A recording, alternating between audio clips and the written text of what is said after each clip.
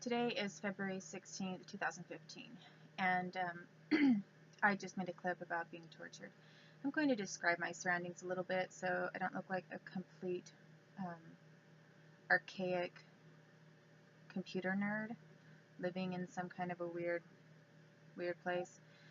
And then I'm going to continue talking about Mike Tanzer. This is where I live, and it's not as bad as it looks, but it looks pretty bad right now because this entire, the flooring here had to, there's carpeting throughout all the way down the hall and down on the main level. And there was a lot of flooding and the, like huge flood because there was a bunch of water and anyway, I don't know exactly how the flooding occurred, but it was bad. And so all of the carpeting had to come up with a knife and everything, and was torn out. And and then I've been planning to paint it and then put my rug, because I have a rug that goes over it. Well, there was a main carpeting that was nailed down to the floor, and then I had a rug that went over that. But I had to roll that up and put it somewhere else to let this floor dry out. And then I have some other plans for what I'm going to do with that. And then that over there is just where my dog just recently, a few minutes ago, I let her tear something up because every now and then she gets bored and she wants something to do, so she did that. This light over here does not have a lampshade. It usually does have one, and well, it still does. But I'm actually working on the lampshade because I want to create a new cover for it, and so the lampshade is off right now. There's another lampshade in another area, and it's still on, but that one's getting repaired. And if I can't figure out how to do that myself, then I'll probably just buy a new one. And and all of these wires here, it's all safe and everything. It's just I needed a power strip for everything. This is a huge TV, and it's very old-fashioned. I just wanted to get something really cheap. I don't really watch TV that much, and I had to have one to watch some movies. Didn't really want to watch them on my computer, so I grabbed this thing over at Goodwill, and and it is huge. Yeah, I think I'm going to have to figure something else out for that spot, but it's there right now. That bottle thing right up on the top of it is just happens to be the Medela bottle thing I use for breast pumping right now, because that's what I do every hour, a couple hours, since I've had my baby, which I'm very happy to do. But anyway, I just set that there. I rinsed it out and had washed it, and it's sitting there because it's just randomly drying or whatever, ready for use again.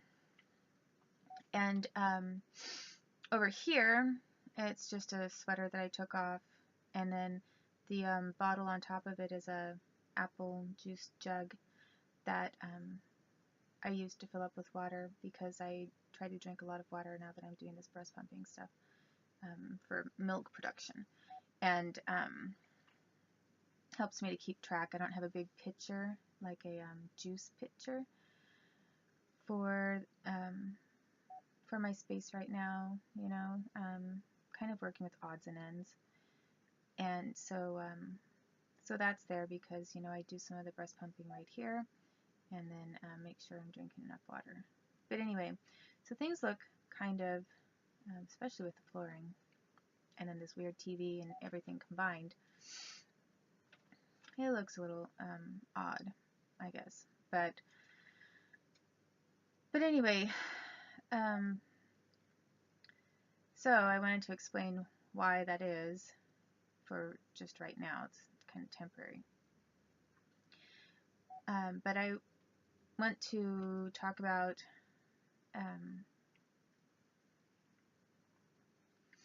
what happened with Mike Tanzer when I went out with him the second time, because I mentioned how we went out to eat for dinner. It's my dog. And I have to get some clippers for her because she needs some explaining too. But I tried clipping her. And, well, I did clip her with some scissors, but she needs to be trimmed up so that it looks even around her waistcoat area. And I just did that area because it was really kind of getting matted. And I'm doing more of a puppy clip because I don't necessarily want her all manicured. I just think, you know, a little bit right now is fine. Maybe in the summer when it's warmer, I'll do more. But anyway, so that's the dog that, you know, jumps up on me all the time and wants my attention. And a car just went by, and so she's barking about that. So anyway, and you know, it's really sad because I would love to see how she interacts with my baby, because she would just love to she would love to see my baby and what's been done to me and to my kids in this country is really, really sad. Because this government, I think they made so much money off of me that it's all them. You know, they didn't. You know, their great skill and how they raised me, they think is why they were able to make so much money off of me. So they imagine that stealing my kids from me is going to be a big, like, money maker for them too. And as I've said, when I was younger, they specifically asked me to work with them and told me how they wanted me to train my babies when I had them. And at first I said okay. And I said okay. I mean, I was actually kind of like, yeah, I want to know what you guys do, and I'll do it. Well, I was serious about it, and they knew that I was serious, and they knew that I was sincere about it. So they started showing me what they did. They started mentoring me. I mean, I wasn't lying and saying I wanted to do it just to find out what they did and then turn on them.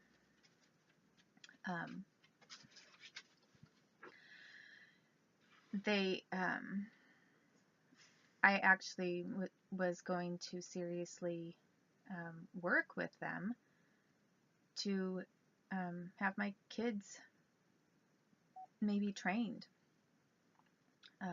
to be able to do these really cool things, I thought, for the U.S. government. And anyway, they started showing me the kinds of things, and I am going on a tangent again from what I was going to say about Mike Tanzer, but this part is important too. But so anyway, these individuals wanted to show me what they did with babies and kids, which is basically their CIA military programming and mind control techniques. And when I say mind control, I can tell you exactly what that means. So if anybody ever asked me and wanted a really plain description on specific things, I have no problem sharing and being able to describe some of the things they do. And so anyway, they started showing me some of the things they did with babies. And I got so freaked out. I mean, I watched, and then I was kind of impressed. I thought, oh my gosh. And then all of a sudden, I got scared. Like, really scared, because I thought, oh my gosh.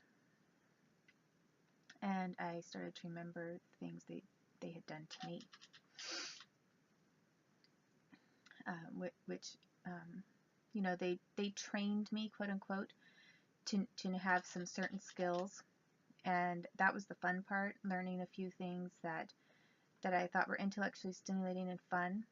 And then with all of their little fun skill sets that they trained me to have, you know, things like learning how to shoot a target, working with bow and arrow in archery, learning spy trade, basically, how to do a drop, and learning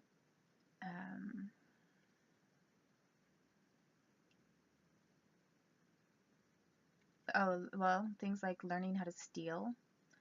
The CIA covers pretty much all the bases, when they train people to do things. And so I learned everything, like including how to steal effectively. And then they do real trial runs on all of it. And so there were a whole bunch of different things that they quote unquote trained me to do. Also, like computer hacking, that was another thing that I learned. And flying planes, they taught me how to fly when I was a kid, and I knew how to do that. So, some of those things, those skills that they taught me at the time as a kid, it was fun. Like, I liked learning, I wanted to learn, and it engaged my intellect, so I enjoyed it. But what they were doing at the same time while they trained me in these things that I liked to do, they were torturing me and raping me repeatedly and doing mind control techniques for controlling me. Because there's no way they're going to, maybe some people they train and they just leave them alone. But with me, they trained me on a bunch of different skill sets, and they wanted to use me. And then they didn't want me out of their control or grip.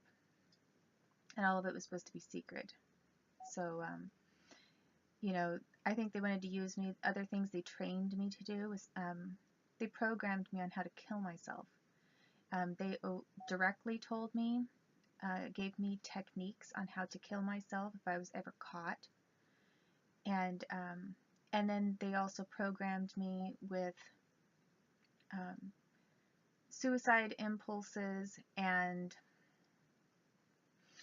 used other triggers for trying to have me self-destruct, including teaching me repeatedly how to panic in a specific car situation on the road, so that I would hit the accelerator, the gas of the car, instead of the brakes. So they taught me to mix up the brakes with the gas for purposes of having me crash my car and kill myself. When they decided they were going to pull their moves, make their moves on having me panic on the road, and then doing specific things that they knew would direct me to have a response that they had trained me to have repeatedly. So, when the government is telling me, we want you to work with us so that we can train your kid, at first, I just thought about, they'll train my kid to have a head start in life and have a really great job maybe, and do something that they like to do, and they'll have a really good opportunity doing this. And then, and I wasn't even thinking about all the other things that the United States government had done to me and was still doing to me. So when they then started actually showing me hands-on what they did with babies, and I started to remember more of what they did with me, I said later, I said no. I said, I'm not going to raise my kid to do any of that. I want to raise my kid on my own and the way that I believe, and not for the government. And they said, well, if you want to do it that way, go ahead, because we'll take your kid anyway and we'll make you sound crazy. And I said, you can't make me sound crazy, because I'm not crazy. And they said, oh yes, we can. They said, you don't think that we can make you sound nuts? They said, we'll take your kid anyway. We'll take all of your babies and we'll make you sound crazy. And, if you ever change your mind, let us know. Well, I've never changed my mind. And I have not once ever agreed to work with them or to have my kids used by them. So they've kidnapped all of my kids and called me crazy and done really horrible things to me so that it looked like I sometimes was.